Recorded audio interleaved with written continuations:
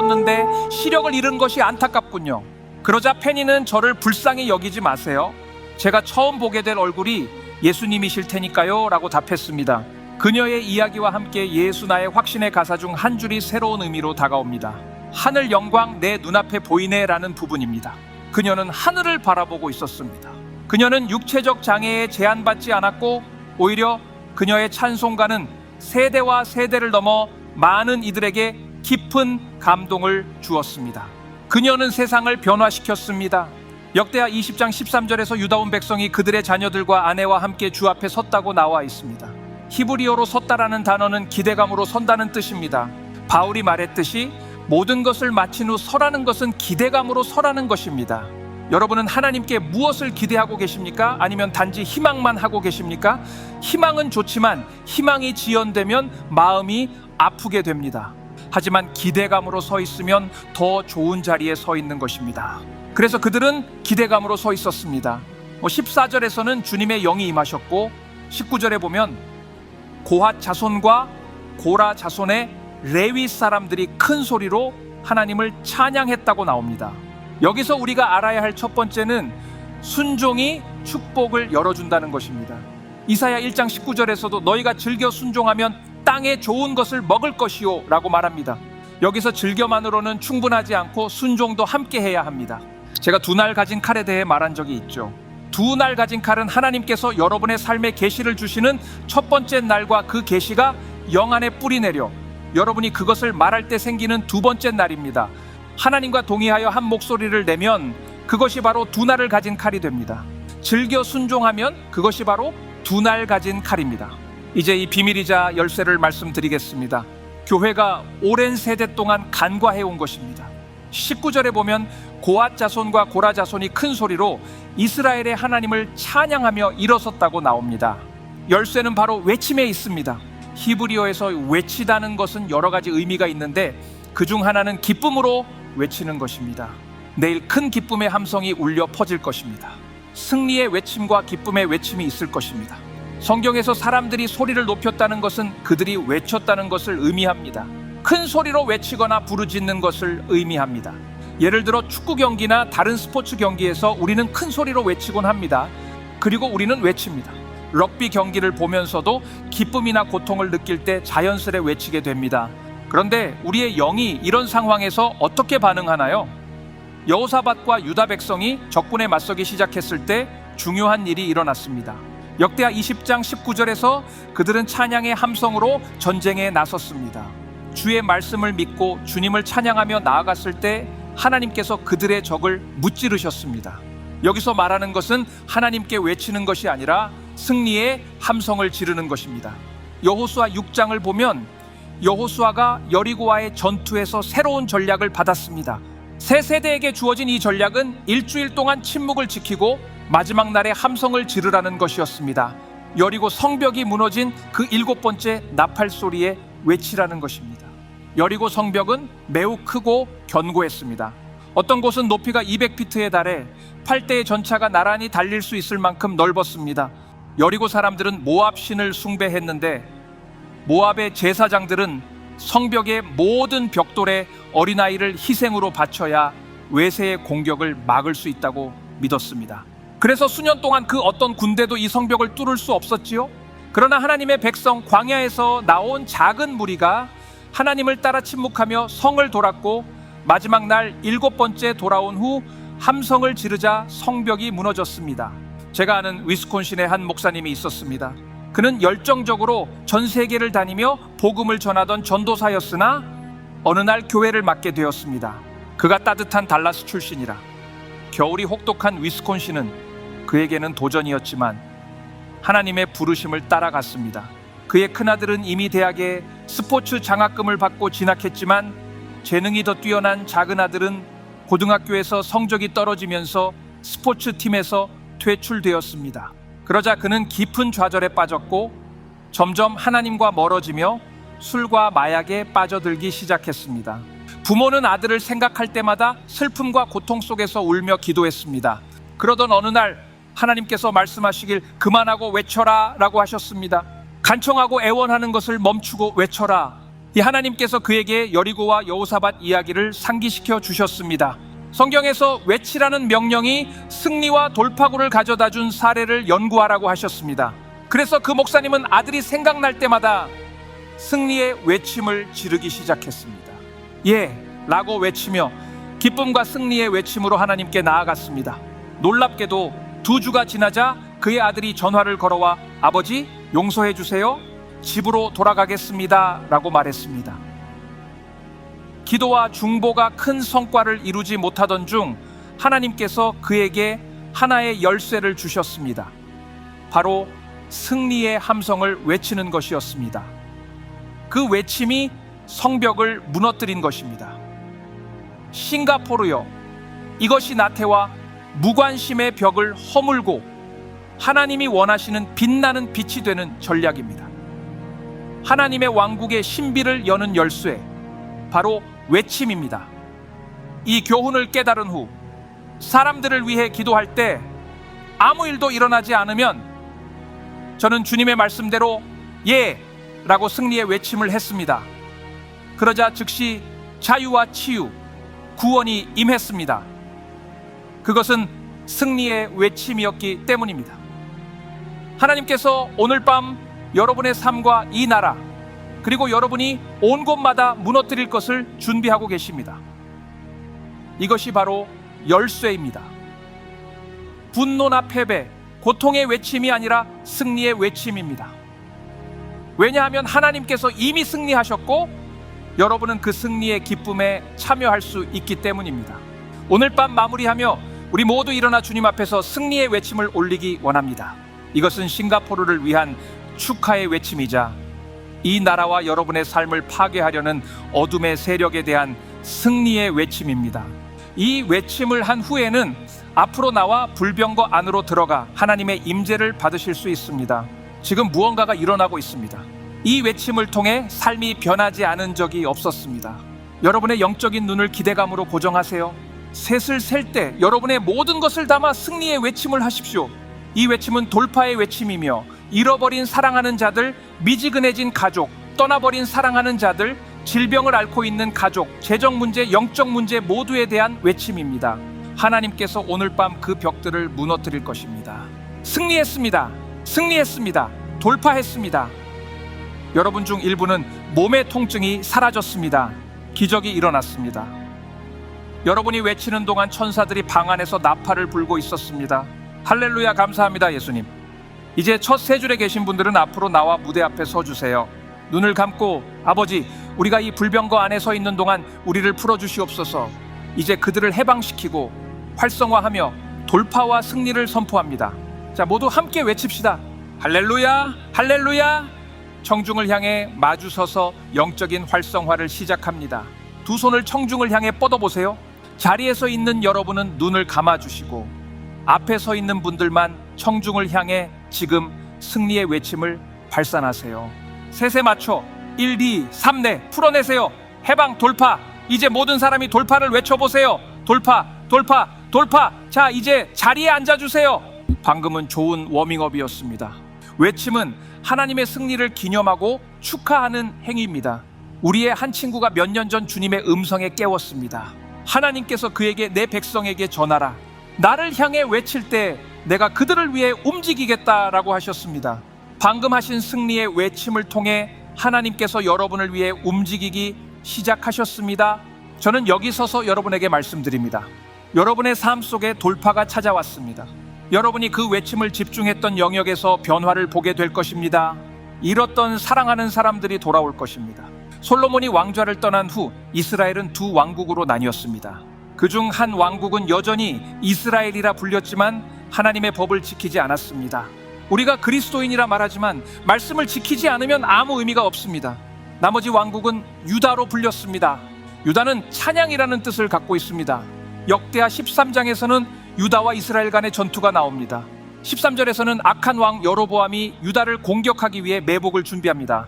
그는 유다의 앞과 뒤에서 매복을 준비하여 하나님의 백성을 완전히 제거하려고 했습니다. 이 상황이 낯설지 않으신가요? 마지막 시대에 적은 앞에서 전투를 일으키는 척하면서 뒤에서 우리를 기습하려 할 것입니다. 여러분이 하나님을 찬양할 줄 모른다면 이 시간을 버티기 어려울 것입니다. 승리의 외침을 모른다면 바라던 승리를 보지 못할 수도 있습니다. 시편 194편은 감사함으로 그의 문에 들어가며 찬송함으로 그의 뜰에 들어가라고 말합니다. 감사와 찬양은 하나님의 임재로 나아가는 열쇠이며 이는 모든 믿는 자에게 열려 있습니다. 문제는 여러분이 열쇠를 가지고 있느냐가 아니라 그것을 사용할 의지가 있느냐는 것입니다. 스미스 위글스워스에 대한 이야기를 하나 전하겠습니다. 어느 날 밤 마마 젠킨스가 전해준 이야기입니다. 어느 밤에 스미스 위글스워스가 잠들어 있었는데 한밤중에 무언가 그를 깨웠습니다. 그는 눈을 떠보니 침대 발치에 사탄이 서 있었습니다. 그는 조금도 두려워하지 않고 사탄을 보고 아 너구나 라고 말하며 다시 돌아 누워 잠들었습니다. 왜냐하면 그는 찬양과 예배의 사람이었고 예수님의 보혈의 능력과 그리스도 안에서 자신의 위치를 잘 알고 있었기 때문입니다. 어느 날 저는 집에서 걷고 기도하고 있었는데 갑자기 마치 공포의 악령이 저에게 덮쳐오는 듯 했습니다. 저는 이전에 느껴본 적 없는 강렬한 두려움을 경험했습니다. 그것은 마치 실제로 만져질 것 같은 두려움이었습니다. 그 악령이 저를 무너뜨리려고 했지만 저는 단호하게 외쳤습니다. 그러자 악령은 즉시 떠났습니다. 그것은 두려움의 외침이 아니라 승리의 외침이었습니다. 싸울 준비가 됐다면 덤벼라는 의미였습니다. 또 다른 일은 말레이시아에서 있었습니다. 14층에 있는 발코니에 나갔을 때 라시마와 그녀의 친구 부부가 발코니에서 대화를 나누고 있었습니다. 제가 발코니에 서자 이상한 연기 강렬하게 저를 유혹하며 뛰어내려라 라고 했습니다. 처음 겪어보는 감각이었고 그 영의 힘이 굉장했습니다. 너무 충격을 받아 뒤로 물러서며 이게 도대체 뭐지? 라고 생각했습니다. 그러자 주님께서 말씀하시길 누군가 여기서 뛰어내려 자살했다. 그 영이 아직 남아있다 라고 하셨습니다. 저는 건물 주인에게 찾아가 물었습니다. 혹시 누군가 여기서 그런 일을 했나요? 그는 고개를 떨구며 네, 조카가 그렇게 했습니다 라고 대답했습니다. 저는 그럼 그 영을 몰아낼 수 있도록 허락해 주시겠습니까? 라고 물었고 그는 부디 그렇게 해주세요 라고 했습니다. 그래서 우리는 발코니로 올라가 그 영을 몰아냈습니다. 승리의 외침을 통해서 말이죠. 이 외침을 여러분의 신앙생활에 포함하세요. 기도와 중보기도 중에 승리의 외침을 기억하세요. 거리에서 기도하며 걷다가도 외쳐보세요. 이웃이 들을 정도로 승리의 외침을 하십시오. 사람들은 놀라겠지만 그것이 바로 승리의 외침입니다. 질문은 내가 하나님을 찬양할 수 있는가가 아닙니다. 질문은 내가 하나님을 찬양할 것인가입니다. 이스라엘의 여로보암 왕은 유다를 파괴하려 했습니다. 유다는 찬양을 뜻합니다. 역대하 13장 14절에서 유다 백성이 사방에서 적에게 둘러싸여 있음을 발견하고 주님께 부르짖고 제사장들은 나팔을 불었습니다. 그들이 외칠 때 하나님께서 여로보암과 이스라엘 군을 물리쳐 주셨습니다. 저는 강한 신앙을 믿습니다. 마귀에게 조금도 양보하지 않는 것을 의미합니다. 우리 모두 도전에 직면하지만 자신의 정체성을 알아야 합니다. 오늘 밤 여러분이 승리의 외침을 했을 때 무언가가 움직이기 시작했습니다. 이에 대한 방역을 이기는 방법은 예수님의 보혈로 덮어 보호하는 것입니다. 아버지, 어떤 마귀의 계략도 그들에게 닿지 못하게 하시고 그들이 승리 속에서 걷게 하소서. 마귀가 다가오면 다시 외칠 것입니다. 케네스 해긴이 전한 이야기가 하나 떠오릅니다. 한 여성이 버스를 타러 가는데 그녀의 강아지가 따라오며 그녀를 쫓아왔습니다. 그녀는 강아지에게 집에 가렴 얘야 라고 말했지만 강아지는 계속 따라왔습니다. 결국 버스가 오자 그녀는 가! 라고 강하게 외쳤고 강아지는 떠났습니다. 우리도 이와 같이 해야 합니다. 오늘 이 자리에 앤이라는 이름을 가진 분이 계신가요? 두 분이 앞쪽으로 나와 주십시오. 오늘 밤 여러분을 괴롭히던 질병의 영은 떠날 것입니다. 이제 더 이상 병마가 여러분을 쫓아다니지 못할 것입니다.